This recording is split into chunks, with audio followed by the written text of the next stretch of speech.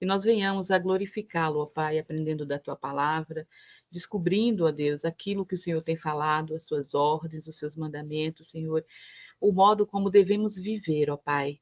E conhecendo a nós mesmos, ó Pai, conhecendo os seus atributos, glorificando o teu nome, ó Pai, em tudo. Que a tua graça esteja conosco nessa tarde, ó Pai. Que as minhas irmãs aqui presentes, elas possam participar, elas possam, Senhor Deus, glorificar o teu nome. E assim, ó Deus, que seja a nossa vida e o nosso momento hoje, nessa tarde, ó Pai.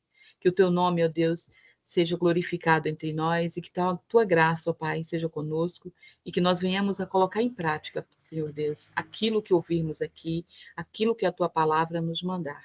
Em nome de Jesus eu oro. Amém. Tudo bem, irmãzinhas? Vamos lá. Hoje nós vamos estudar, né, novamente, Efésios 2, página 62, do 1 ao 10, né? Eu vou ler o textinho, né? São 10 versículos apenas, e depois a gente vai para o de costume, tá bom? Certinho aí? Então tá. Efésios 2, do 1 ao 10.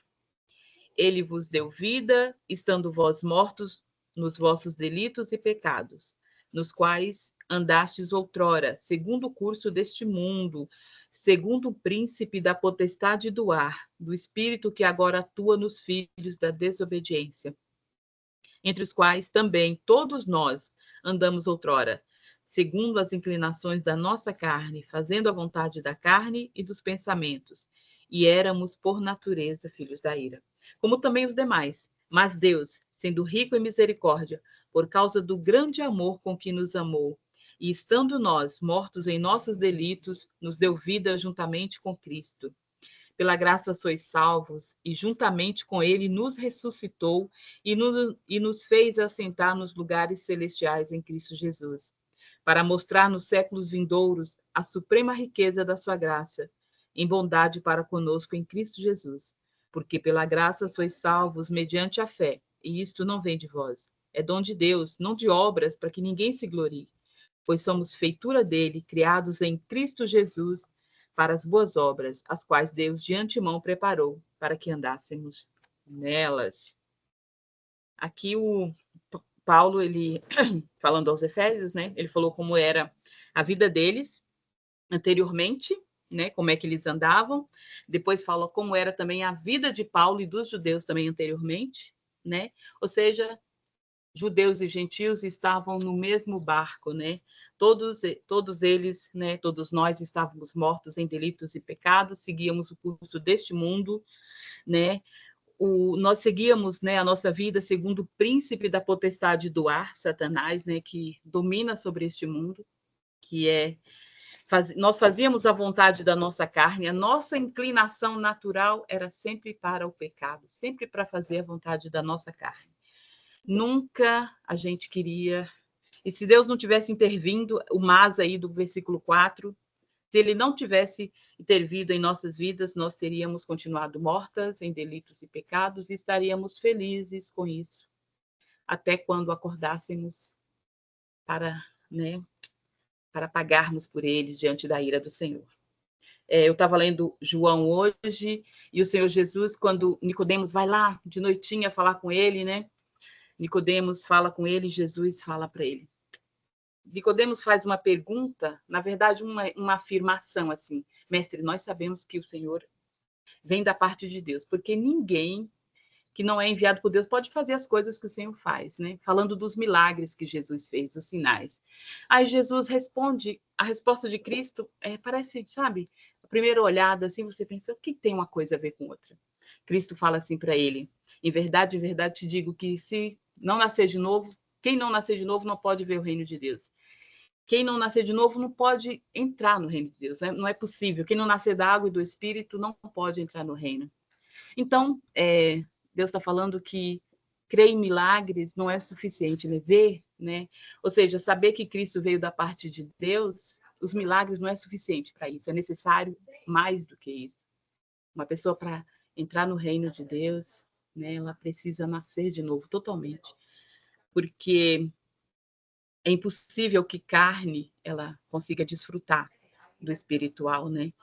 E é muito interessante, era como nós vivíamos anteriormente, né? Nicodemos, ele era um religioso, conhecia a lei. Jesus ficou surpreso dele não entender. Falou, velho, você é um mestre da lei e não sabe do que eu estou falando?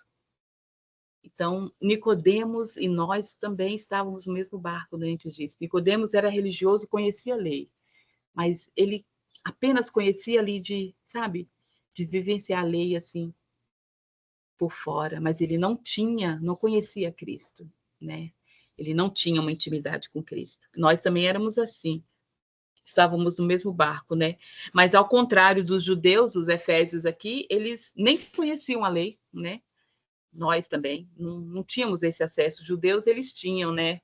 Eles eram aqueles de quem vem, como Cristo falou, né? Para a mulher samaritana no poço. Outra pessoa para quem ele se revelou assim completamente. Ele disse: nós conhecemos, nós adoramos o que conhecemos porque a salvação vem dos judeus.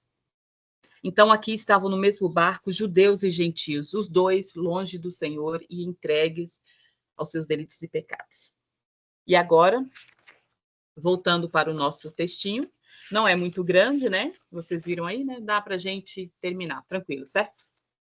Além do mais, vocês já sabem as respostas de có e salteado. Vamos lá? Primeira pergunta: qual era a condição dos efésios antes de serem salvos por Cristo? Ou seja, como é que eles agiam e a quem eles estavam sujeitos? Versículos do 1 ao 3. E aí?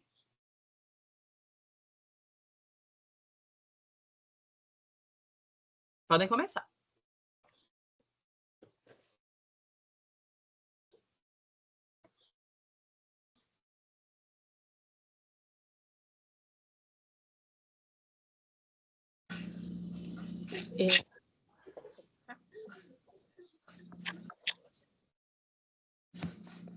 Vocês estão me ouvindo, irmãos? Sim, Raquel. Tá dando uma falha. Eles estavam no estado de morte espiritual, estavam mortos em seus delitos e pecados, sujeitos à ira de Deus e andavam segundo o curso deste mundo.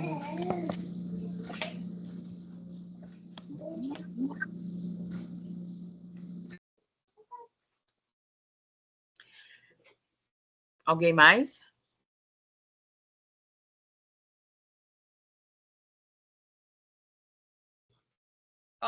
Olha, posso falar?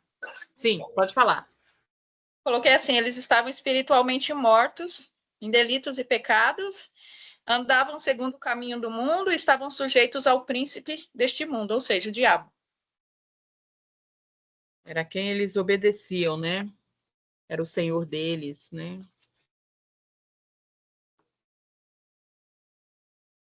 Continuem, por favor. Posso falar? Claro, Juju. Fala aí. Coloquei no mesmo sentido também. Mortos nos vossos delitos e pecado, andavam na vontade do mundo e nas inclinações da carne. Sim. Eram seus próprios senhores. Tá me ouvindo? Eu tô.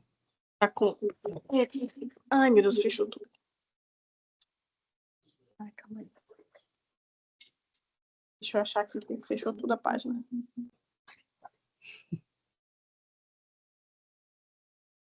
Eu coloquei mortos em delitos e pecados e andavam segundo o curso desse mundo, inclinações da carne, porque estavam sujeitos a Satanás, como filhos da ira. É bem literal mesmo do versículo. Sim. Verdade. E agora? Alguém mais quer responder? Página 64, não é isso? Então, vamos para a pergunta 2. A pergunta 2 também é os versículos de 1 a 3. Segundo esses versículos, por que Paulo afirma que eles, né, eram, por natureza, filhos da ira? O que essa expressão significa? Por natureza, eles naturalmente eram filhos da ira.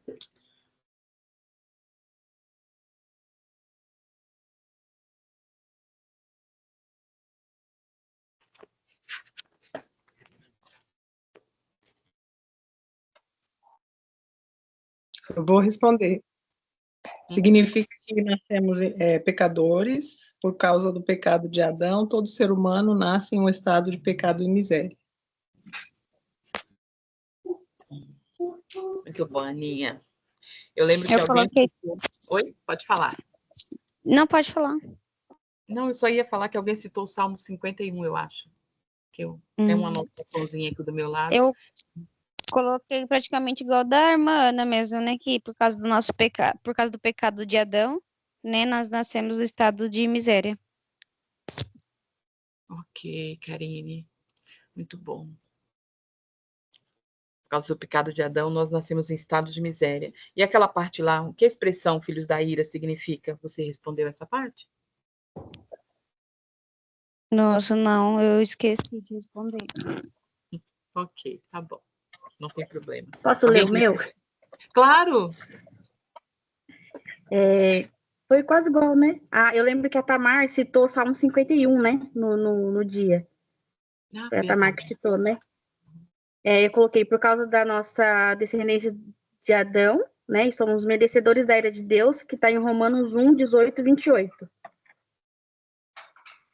Muito bom. Vá. Oi. Eu não participei do outro estudo, né?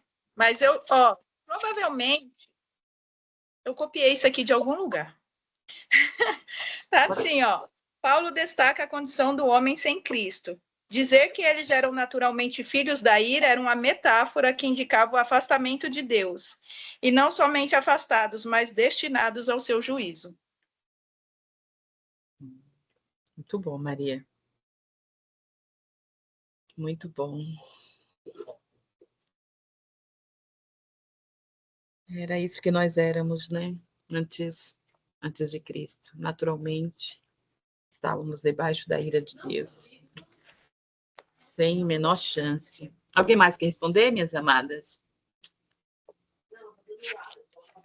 É bom que a gente lembra, né? De novo. Vamos, então, para a pergunta de número 3. De acordo com Paulo, existe um paralelismo entre andar segundo o curso deste mundo, andar segundo as inclinações da nossa carne e fazer a vontade da nossa carne e dos nossos pensamentos. Todas essas expressões apontam para o mesmo sentido. Qual é a relação entre elas e o sentido para o qual elas apontam?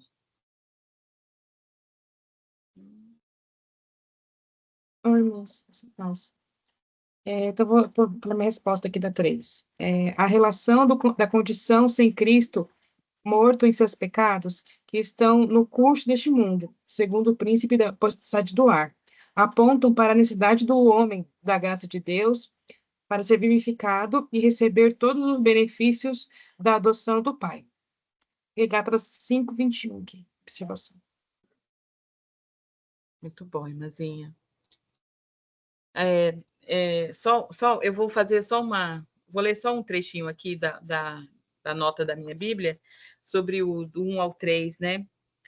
O estado natural da humanidade é de mortos que andam, né? Esse estado, geralmente chamado de morte espiritual, tem 5 dimensões. Primeira é universal, tanto gentios quanto judeus. São, por natureza, filhos da ira, né? Tanto um quanto o outro.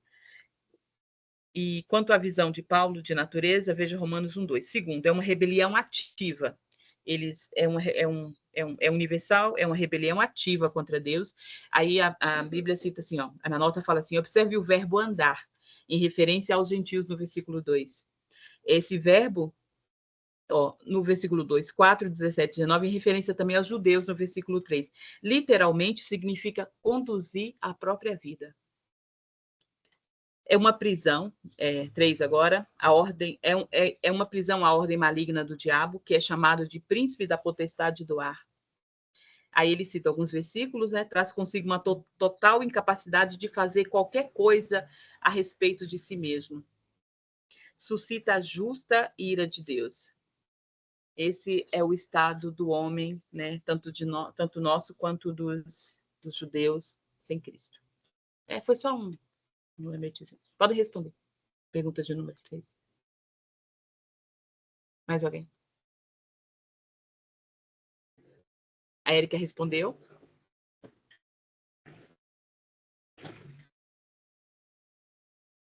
Eu coloquei assim, irmãs, as relações que eles eram pecaminosos, né? O homem querendo viver sobre o seu próprio pecado, e elas apontam que é para que algo maior do que isso, que é a graça de Cristo, que nos dá novas inclinações, novos pensamentos, transformando e renovando a nossa mente.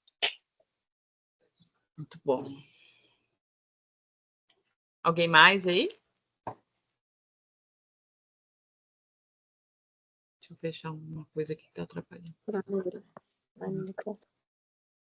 Uma confusão aqui com esses dois. Então, eu coloquei assim, que todas elas, né, a relação que elas têm é que elas falam da nossa tendência pecaminosa, de não fazer a vontade de Deus. Não, foi nada. Não. De não fazer a vontade de Deus e de seguir o curso das nossas próprias paixões, né? E que, deixa eu ver aqui, nós vamos seguir.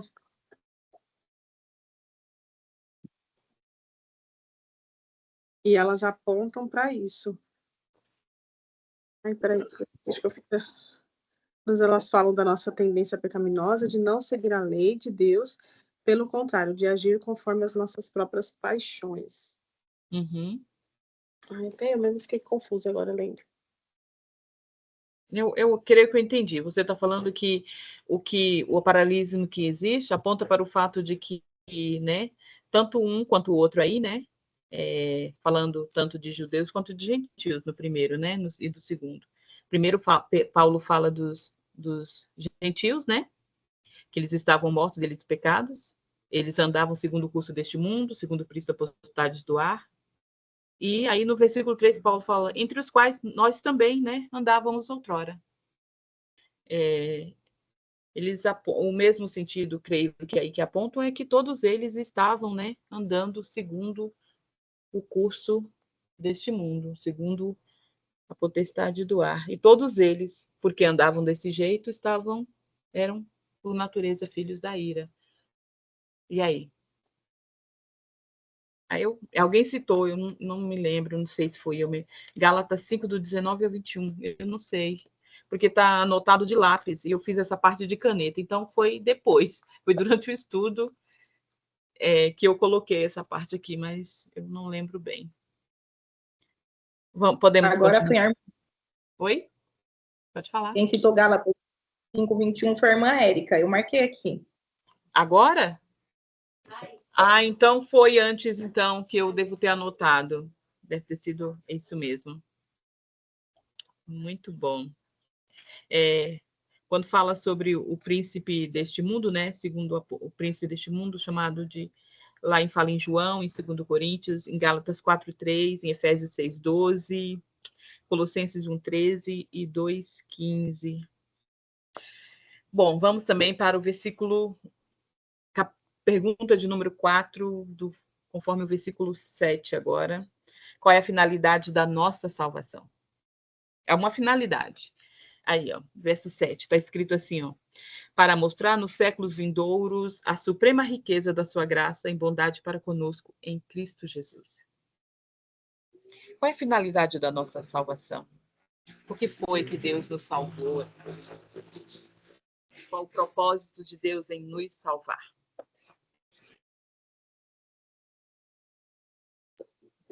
Podem responder. Eu continuei indo bem literal, né? Coloquei aqui, que é mostrar para os séculos vindouros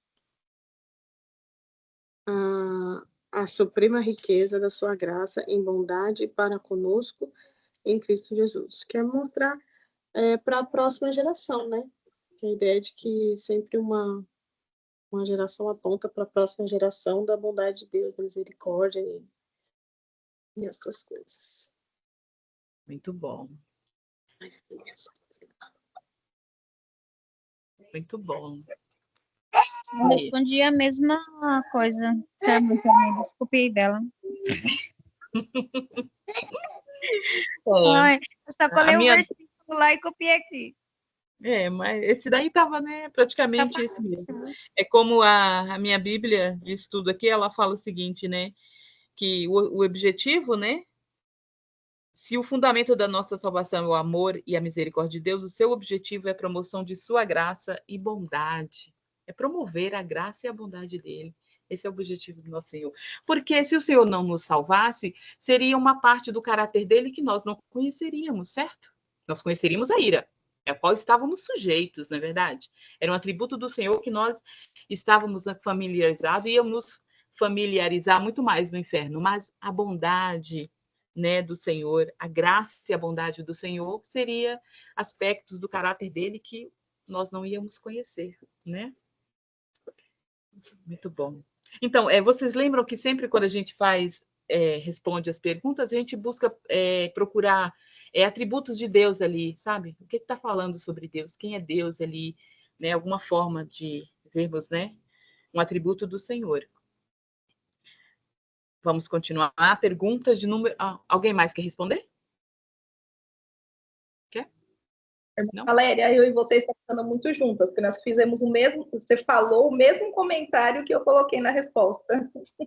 Eu procurei o comentário da Bíblia e a mesma resposta, a mesma definição. Andem mais com a professora para vocês ficarem assim, expert nas respostas. Ou então você fez lá, assim, ou eu ouvi você falando da outra vez e voltei aqui, vai saber.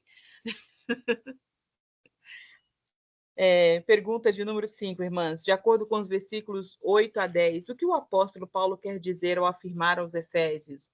Pela graça sois salvos. É uma afirmação, né? Versículos de 8 a 10. Porque pela graça sois salvos, mediante a fé. E isso não vem de vós. É dom de Deus, não de obras, para que ninguém se glorie.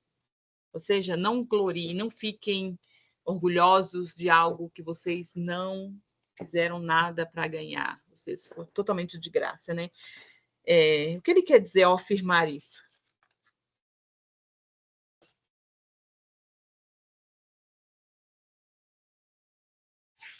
Podem responder, tesouros.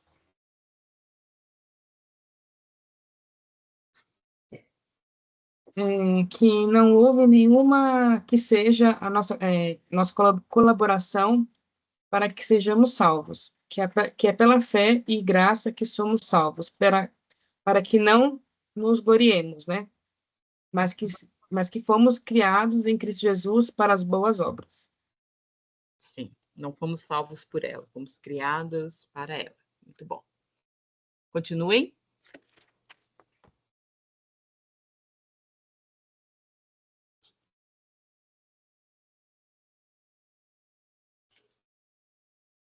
Alguém mais?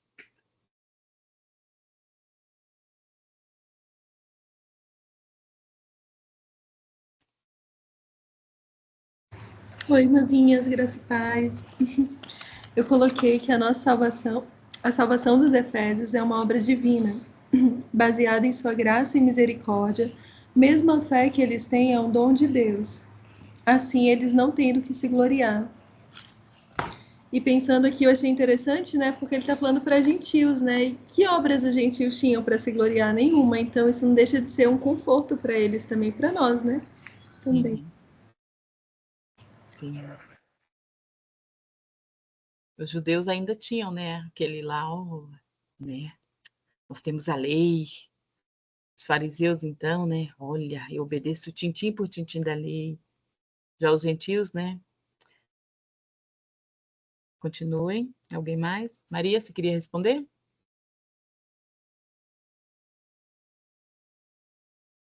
Eu coloquei a mesma coisa, basicamente. Tá assim no meu. Ele quer dizer que a salvação é dada como um favor, sem merecimento. Ela deve ser recebida como um presente, não como retribuição pelo que eles fizeram, pois partiu da única e exclusiva vontade de Deus e está isenta de qualquer obra. Não sei por que ela demora tanto para responder. Coloca uma resposta completa e fica aí, demorando desse jeito. Né, Maria?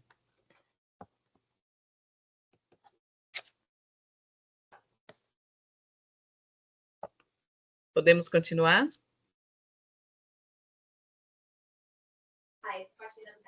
Alguém mais quer responder? Vocês concordam com a Maria? Eu acho que minha internet não está muito boa, não sei, porque vocês ficam meio que travando, sabe? Quando eu olho, vocês estão assim, estáticas, e aí... Travando também, Vá. Tô Tá, travando assim, bastante. tá com A você? Eu Maria não sei. mesmo tá um tempão já olhando para baixo.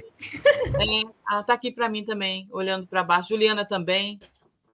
Aqui no Agora Alegria voltou um pouquinho. A Maria riu agora, mas fazia horas que não ria. Valéria, aqui em casa. Eu tô sem internet. Na minha casa. Olha, onde é que você tá, Juju? Eu tô em casa, mas eu tô nos dados móveis do celular. Tá travando bastante para mim, mas eu achei que era pelos dados. Você devia ter vindo para cá. Estávamos juntas com a internet ruim, né? A minha também não tá tão ruim assim, tá? Um monte de bolinha ali, cheio. Mas tá bom, irmãs. A Annelise também tá dando uma travada, mas vamos continuar, tá bom? A pergunta de número 6, com suas próprias palavras, é aquilo que a gente sempre faz, né? Ela pede um resuminho da perícope. A perícope é aquela lá que nós estamos vendo, né? Do 1 a 10.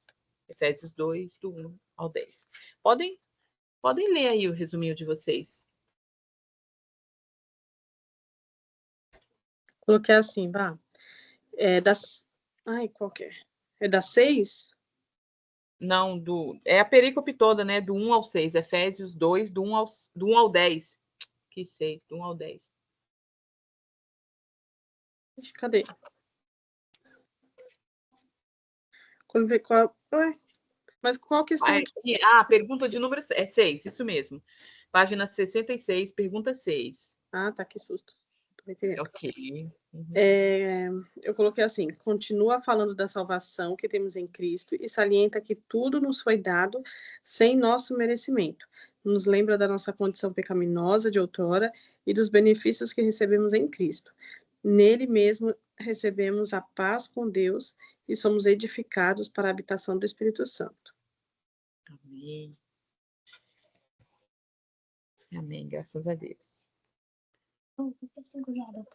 Continue, irmãzinhas. Angelinho, por favor. Angelinho. Irmãs, eu coloquei, mas eu coloquei bem individualizado a mim mesmo. Foi ao capítulo, perdão. Eu coloquei assim, ó, o Senhor Deus, por sua bondade e misericórdia, me resgatou na minha condição morta para a graça salvadora em Cristo. Eu era inimiga de Deus, totalmente cega para o Evangelho, e Deus me abre os olhos, me salva pela sua graça mediante a fé. Pela fé, graça e salvação, Deus está me conduzindo para a morada celestial. Muito bom, Juju. Mas ela pediu o resumo com suas próprias palavras. Tá certinho, Juju. Irmãs, alguém mais quer falar o resuminho de vocês aí, por favor?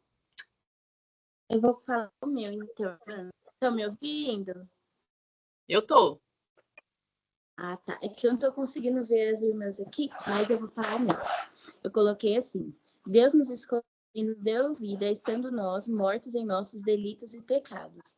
Nós vivíamos como filho da desobediência, embaixo da ira de Deus. Por meio de Cristo Jesus, pela graça de Deus, mediante a fé que temos nele.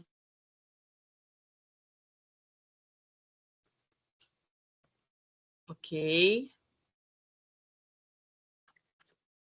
Muito bom. E agora, podemos continuar ou alguém mais quer ler o resuminho?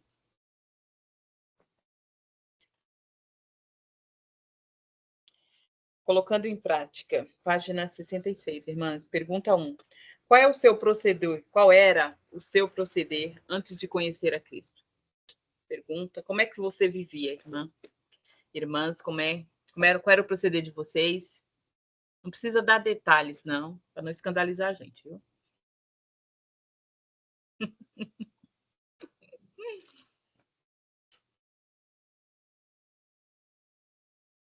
Eu coloquei bem ao sentido de quando a gente sai no evangelismo na rua, né? Eu me vi assim, muito certa, uma boa pessoa, uma pessoa que ajudava o próximo, conduzido para um bom caráter, trabalhava, fazia tudo corretamente. E aí eu coloquei que quando Cristo me leva ao evangelho real e entender a condição do meu coração, eu percebo que eu não sabia de nada, que isso tudo não valia nada, E agora, estudando Efésios, ficou bem intenso, assim, para mim, sabe? Quanto eu era inimiga de Deus mesmo. O quanto tudo isso, você ser uma boa pessoa, ajudar o próximo, né? Moralmente você ser correto, isso não pesa em nada para a salvação, né? Você não sabe a condição do seu coração. Então, quando eu vi essa pergunta, eu me vi bem nas pessoas quando a gente evangeliza hoje, sabe? Não, mas eu sou uma boa pessoa, eu mereço o céu porque eu faço coisas boas aos outros. E por muitas das vezes eu cheguei pensando isso em casa de evangelismo. Eu também sempre me vi assim, né? Quando o Senhor não nos dá o evangelho da maneira correta, quando o Espírito Santo de Deus não vem nos dar uma vida nova mesmo, nos orientando na palavra, a gente vive assim. Eu vivi assim, sabe? Nessa condição de que totalmente morta, mas me achando super viva, super pronta, tipo, em alguns momentos, por ir em igreja e tudo mais, católica e tudo mais, em algumas situações, eu sempre pensava quando eu estava doente que eu ia morrer. Hoje eu também eu penso um pouco, mas antigamente eu pensava mais. E aí eu pensava assim, eu vou morrer logo, mas eu vou estar com Deus, porque eu sou uma boa pessoa. Então essa era sempre foi a condição antes de conhecer a Cristo. É uma salvação totalmente errada, né? Sim, Juju, entendi. Você era como a notinha que eu li lá, né? Uma morta que andava. Todos nós éramos assim, né? Mortos que andam e falam. E tem a ilusão de que está vivo, né? Sabe, lá em Apocalipse, né? Deus não fala assim? Você tem nome de que está vivo, mas está morto. Alguma coisa assim, não é? Uma das cartas de Apocalipse? Eu não sei exatamente para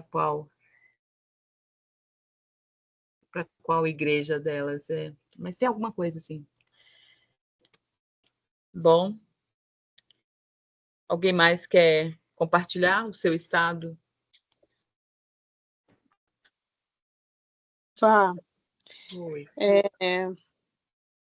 Cadê? Meu Deus, eu tô mais perdida do que tudo aqui. Com o Silvinho no colo. É a primeira do colocando em prática, né? Isso. Então, eu segui exatamente como fala o versículo, né?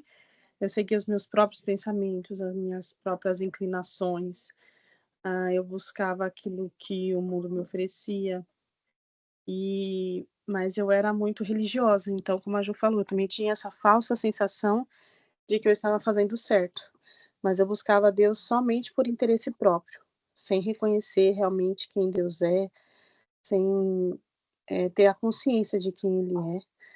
E eu vivia perdida, sem direção.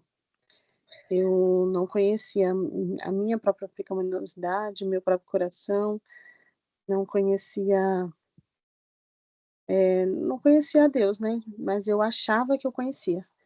Então eu vivia uma vida religiosa e achava que por isso estava tudo bem, mas eu ia conforme o curso do mundo, né? Totalmente perdida, buscando aquilo que o mundo busca.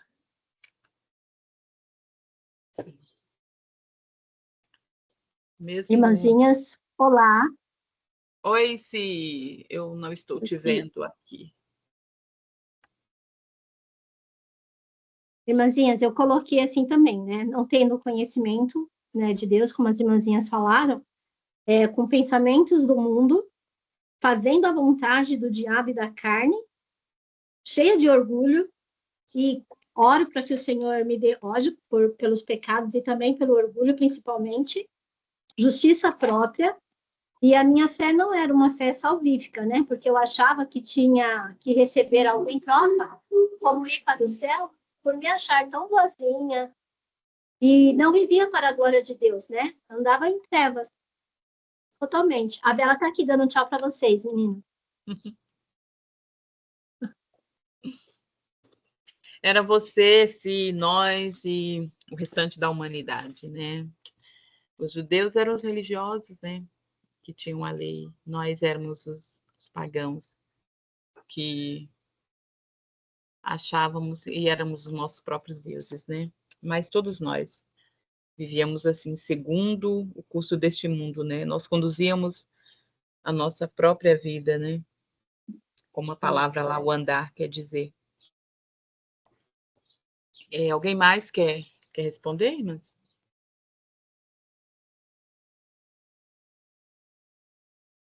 Então, nós podemos seguir.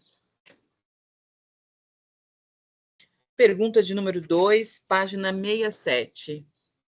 Segundo o apóstolo Paulo, Deus nos deu vida quando ainda estávamos mortos, em delitos e pecados. Aí ela pediu para a gente ver Ezequiel 37, do 1 ao 14. Há pessoas que acreditam que foram salvas porque escolheram Jesus. À luz do texto, você acha que o homem, sem Deus, teria alguma condição de escolher ser salvo? Verso 5. E por quê? 5 está escrito assim: estando nós mortos em nossos delitos, nos deu vida juntamente com Cristo, pela graça sois salvos.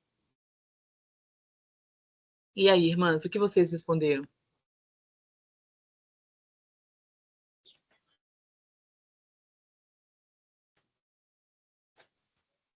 Ó, eu vou falar, mas eu acho que está incompleta.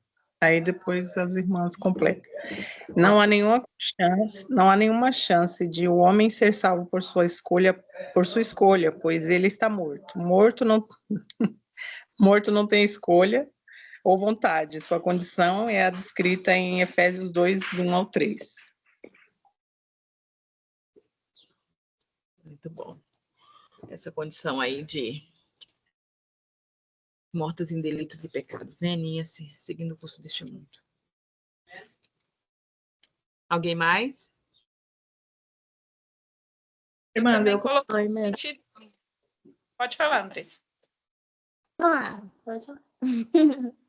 Eu coloquei no mesmo sentido da Ana. Eu coloquei assim, ó, não há como o homem escolher. Não há como escolher Jesus, pois está morto e, como tal, ele não tem condição alguma de dar vida a si próprio. Os seus olhos não enxergam, seus ouvidos não ouvem e os seus pés jamais caminharão em direção a Deus, pois o morto não se move. Somente o Senhor pode dar vida àquele que está morto. Muito bom.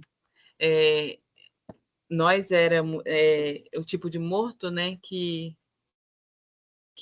estava totalmente inapto para escolher alguma coisa boa, né?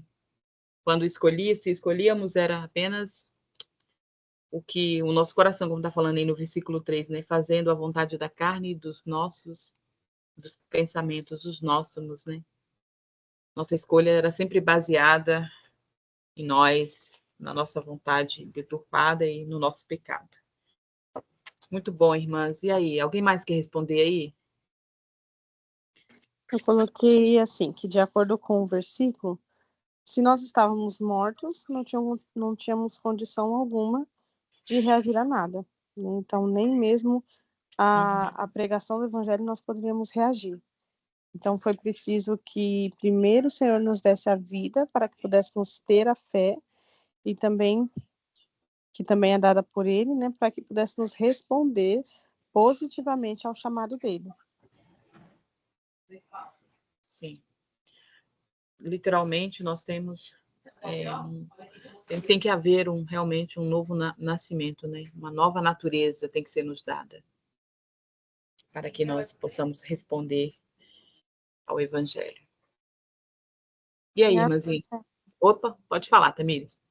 Porque isso faz com que a gente tenha mais misericórdia, né, daqueles que não creem, porque de fato a gente vê que é impossível a eles crer, Deus não revelar, né?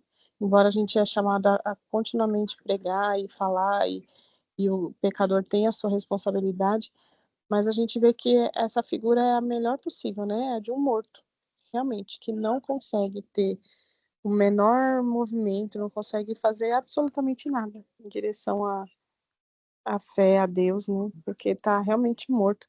Eu acho que aqui todas já devem ter tido aquela experiência de falar mesmo com o incrédulo e ver o quão morto ele está, parado, assim, está na beira do abismo e não percebe. Tá totalmente voltado, caminhando para o inferno e não percebe, né? Acha que está tudo bem, acha que tem razão, acha que está certo. E é realmente um morto, totalmente morto mesmo.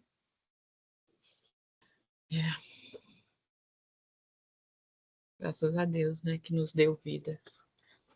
Não nos deixou continuar mortas. Vamos continuar? página 68.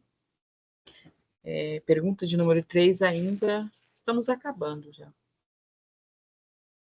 Segundo o texto, nossa condição anterior à salvação era deplorável. Éramos desobedientes, escravos, entregues aos nossos próprios desejos e aos prazeres da carne. Obviamente, não havia nada em nós que pudesse motivar a Deus a nos salvar. Sendo assim, tal motivação teria que vir de algo externo a nós. Conforme os versículos 4, 8 e 9, qual foi a motivação de Deus para nos salvar? Vocês conseguiram ouvir o finalzinho da pergunta, irmãs? Porque passou um caminhão aqui na rua. E aí? Qual foi a motivação de Deus em nos salvar? Versículo 4. Mas Deus, sendo rico em misericórdia, por causa do grande amor com que nos amou, né? Versículo 4, 8 agora. Porque pela graça sois salvos, mediante a fé, isso não vem de vós, é dom de Deus. E versículo 9, não de obras, para que ninguém se glorie. São esses 3 versículos citados para a gente colocar a nossa respostinha aí. Qual foi a motivação de Deus para nos salvar segundo esses 3 versículos?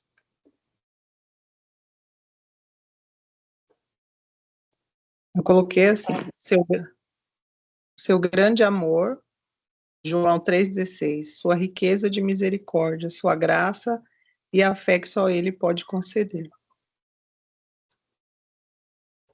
Sim. Mais alguém? Para responder aí? Mas eu coloquei bem literal o versículo.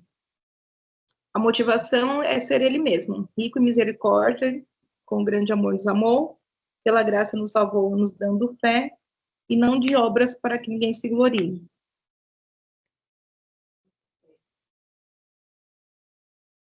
Irmãzinhas? Concordam com a Juju?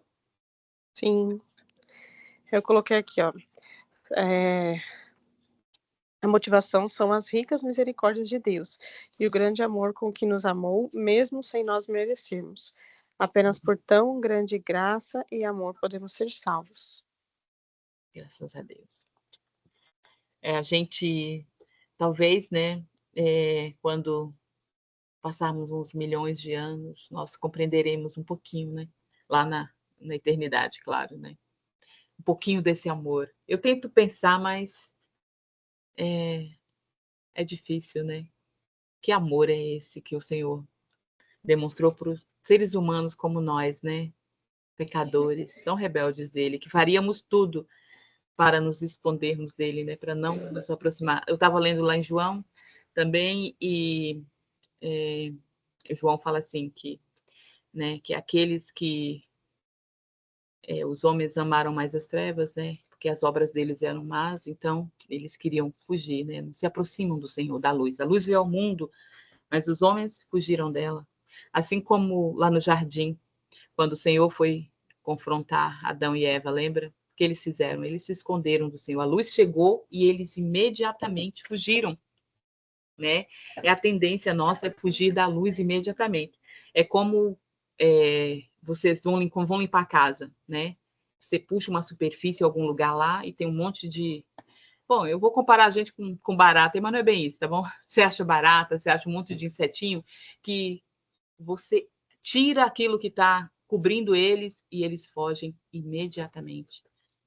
O que João está falando é assim, que porque os homens amaram mais as trevas e era porque eles não queriam que as obras deles fossem expostas à luz, porque é isso que a luz faz, né? A luz, quando ela chega, ela ilumina tudo e ela mostra as obras, né? Então, eles fugiam, eles se escondiam, eles preferiam as trevas para que as obras deles não fossem expostas. Já os que amam a verdade, João fala que eles se aproximam da luz. Por quê? Porque eles gostam que as obras deles sejam expostas, porque são obras feitas em Deus. Então, não há nada do que esconder, não há nada do que temer, porque essas obras não precisam ficar escondidas, né? Isso é um retrato aqui. Vamos lá? Alguém mais quer responder? 4. Essa aqui é aquele que tem 1, 2, 3, 4 perguntas, né? Aí, quem for respondendo, você respondem as 4, tá certo? Esse texto nos leva a refletir que Deus não nos salvou ou amou por nossas obras, mas por sua infinita graça. Contudo, por vezes, nós agimos como se o amor de Deus estivesse condicionado ao nosso desempenho. Você já agiu dessa maneira? Dessa forma? Já pensou que Deus deixou de amá-la ou passou a amá-la menos por não agir como deveria? Se Deus amou quando você era filha da ira, como não amará agora que você foi adotada por Ele em Cristo Jesus? Ao ler essa passagem, qual deve ser a sua postura? Então, quem responder, respondam as 4 e assim por diante. Ok?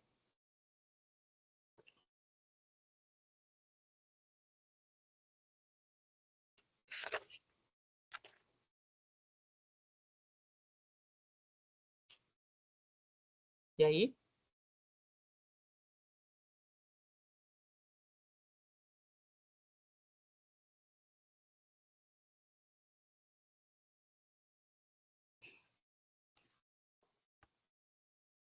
Vocês esqueceram o que respondeu aí no caderninho de vocês?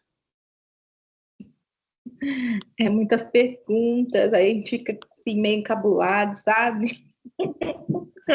Mas seguindo as perguntas, eu coloquei 4 respostas. Vamos lá. Você já agiu dessa forma? Eu coloquei que sim. Eu estou fazendo, sim, que eu estava fazendo, eu mereci o amor de Deus, porque eu era uma boa pessoa. Em relação ao pecado, quando eu me converti, de acordo com que eu fazia, eu entristeci a Deus. Aquela segunda pergunta, já pensou que Deus deixou fala, né? E aí eu achava que eu, entristeci a Deus por alguma coisa que eu fazia de errado. Sim. Se Deus amou você quando você era filha da ira, como não amará agora, né? Eu coloquei, verdade. Somente Ele para amar uma pecadora como eu, só na condição do amor dele. E a última pergunta...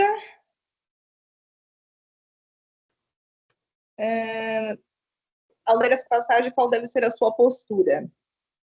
Eu coloquei que é entender que eu preciso de uma nova vida transformada, orando, buscando por fé e obediência somente a Ele, que me converteu.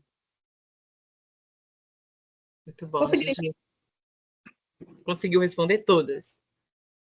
Alguém mais? Quer acompanhar a Juju aí?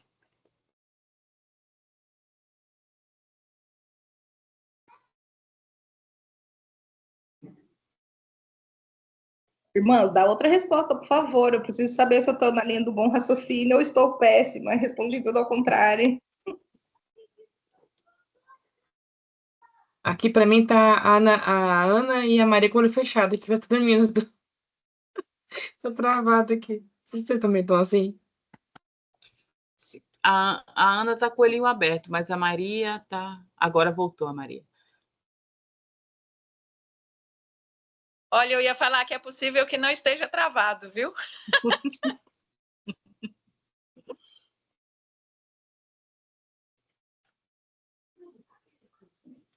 E aí, responde? Alguém mais quer responder essa daí, irmãs? Por favor. Essa irmã pós-operada tá com a desculpa dos olhos, descansando os olhos.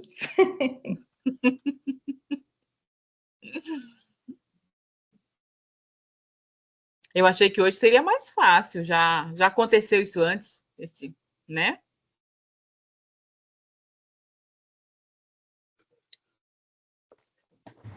Mas eu vou compartilhar com vocês, então. Eu coloquei que sim também, que muitas vezes nós confundimos o nosso amor com o amor de Deus, pensando que ele é semelhante ao nosso, que ele é um amor reativo e condicional.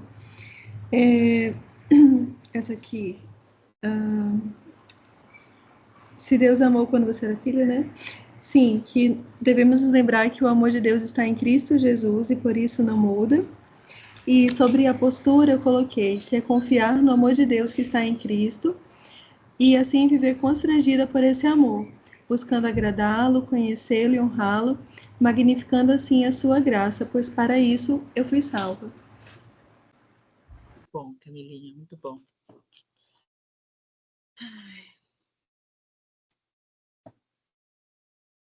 Podem continuar, irmãs. Vocês estão mais tímidas do que quando é a aula inédita, entendeu?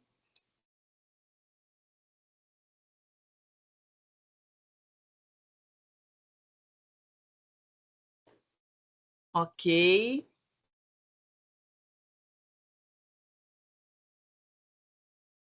Ninguém mais quer responder?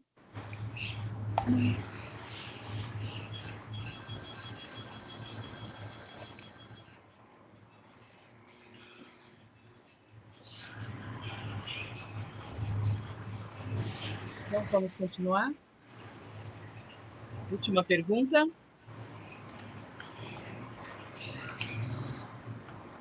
Pergunta de número 5. Versículo 10. Não sabe não, minha mamãe. A minha mamãe. Eu tô muito suada, minha mamãe. Camila, o microfone está aberto. Ai, gente, não, misericórdia.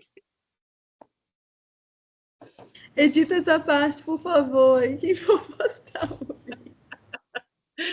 Ai, mas muito legal você brincando com o Josil, Camila.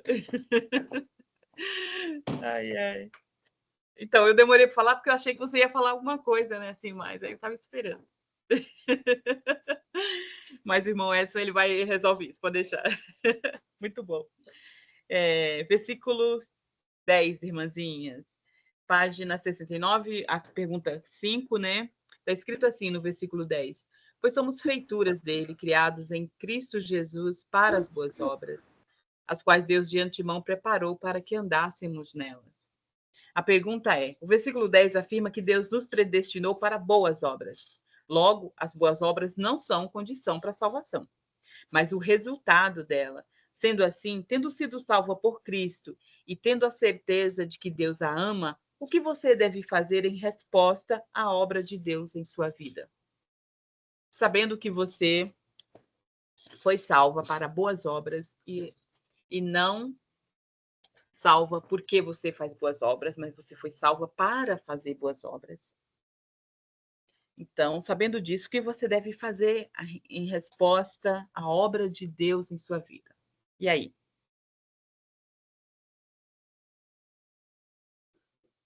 Vocês entenderam a perguntinha?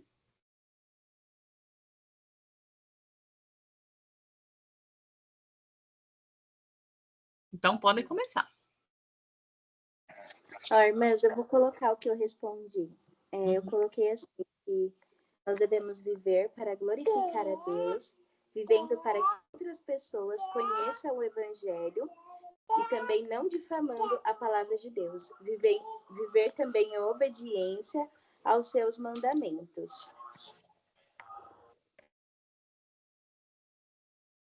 Eu coloquei parecido, Vá. Coloquei obedecer à palavra de Deus, buscar viver e servi-lo como Ele quer que eu faça. E tem, como Ele quer que eu faça, e tem me chamado a ser. Executar para Ele com alegria e amor as funções e ações que, pela sua providência, têm se colocado diante de mim. Essas são as boas obras que o Senhor quer que eu faça. Porque eu lembro muito daquela definição que os pastores costumam dar, né, sobre as boas obras, que são sempre, ou melhor, nada mais do que aquilo que Deus coloca diante de nós para fazermos, né? Então, se o Senhor nos deu uma família, nos deu um esposo, nos deu filhos, as nossas boas obras é servir ao Senhor, servindo os nossos maridos, os nossos filhos, fazendo a vontade de Deus, cuidando deles, né, com amor, com diligência, conforme a palavra de Deus, né, não fazer conforme a nossa cabeça. Ou se eu sou uma mulher solteira e eu tenho um trabalho secular, então eu vou executar esse trabalho de maneira que Deus seja glorificado. Então, as boas obras que Deus preparou para nós de antemão, para alguns, são especificamente coisas muito grandes, né? Como a gente sabe, grandes homens do Senhor serviram ao Senhor de maneira extraordinária, né? Muitos até com a própria vida, dando a sua própria vida, mas na maioria de nós, no nosso caso, nós somos chamados para viver a vida como um do lar mesmo, né? As boas obras ali cotidianamente, que sim, tem muitos desafios e exigem muito de nós, né? Para a gente fazer um almoço bom, para servir bem nossa mãe, né? Para aquela que é somente filha, exige mortificação, exige dependência de Deus, e todas essas coisas são boas obras que nós fazemos. Verdade. Verdade, Tamiras. Irmãzinhas, aí, alguém mais?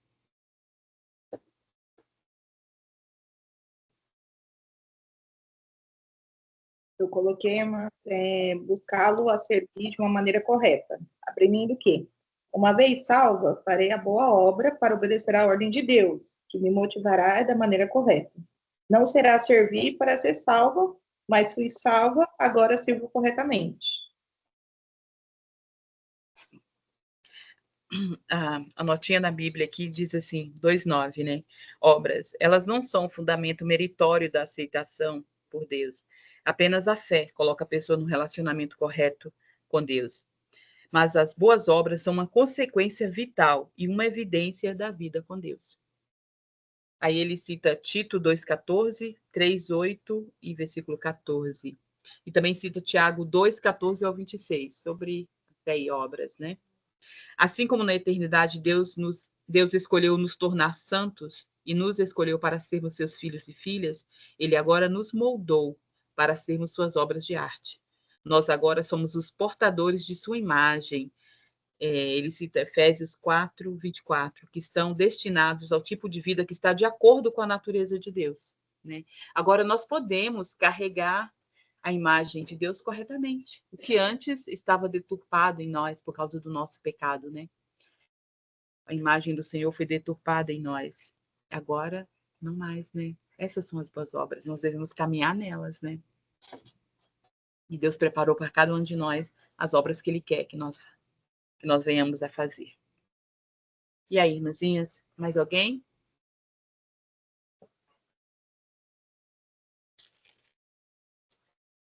Tudo bem?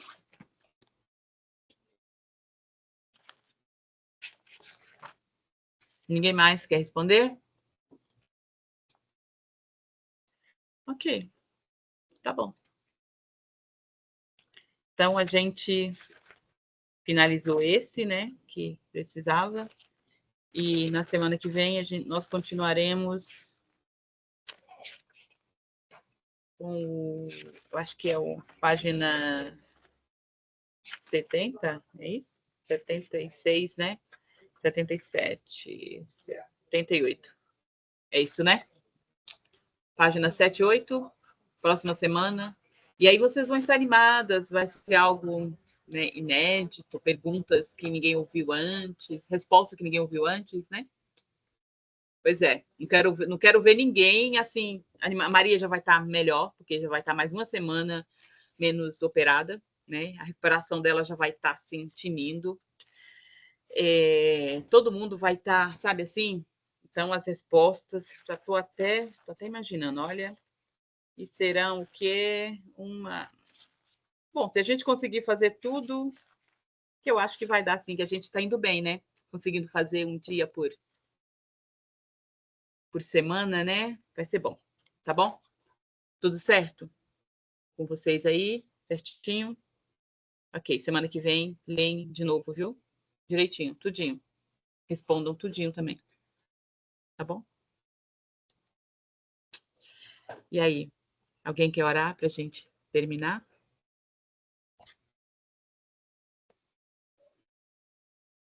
Alguém que não falou, gostaria de orar? Eu posso orar. Tudo bem, Karine. Ore por nós. Só um minutinho, retinho. Eu vou lá no quarto, que aqui já... Peraí. Que aqui é... Vamos lá. Senhor Deus, Pai de eterna graça, quero te louvar e bendizer o teu santo nome, Senhor Deus. Obrigado, Senhor Deus, por essas verdades que o Senhor tem dado a nós, por esses estudos, Senhor Deus, Pai amado. Ai de nós se não fosse a tua graça, Senhor Deus, as tuas misericórdias, Senhor Deus, Pai amado. Se não fosse isso, Senhor Deus, Pai, nós, uma hora dessa, Senhor Deus, realmente estávamos, Senhor Deus, ó Senhor, nas trevas, Senhor Deus. Nós te louvamos, Pai, por a tua infinita bondade, o teu amor, Senhor Deus, que esse teu amor venha nos constranger, Senhor Deus, continuamente, diariamente, Senhor Deus, Pai amado, e que possamos, Senhor Deus, crer no Senhor Jesus Cristo, Senhor Deus, sabendo que uma vez salvos, Senhor Deus, salvos para sempre, Senhor Deus. Ó Pai, não pela força dos nossos braços, Senhor Deus, para que nós não venhamos se gloriar, Pai, mas por meio de nosso Senhor Jesus Cristo, Pai, que somos salvos, Deus. Louvado seja Deus, Pai, por este meio, e nós pedimos, Senhor Deus, que possamos, Senhor Deus, estar preparados para os próximos estudos. Louvado seja Deus pela vida da nossa irmã Valéria, Senhor Deus, Pai amado, que vem trazendo a nós, Senhor Deus, estudinhos, as irmãs, Senhor Deus, que têm ajudado uma a outra com as suas respostas, nos fortalecendo, Pai. Nós te louvamos por esses meios, em nome do Senhor Jesus Cristo, Pai. Amém, Jesus. Amém, irmãzinhas. Então tá. Então agora acabou, né?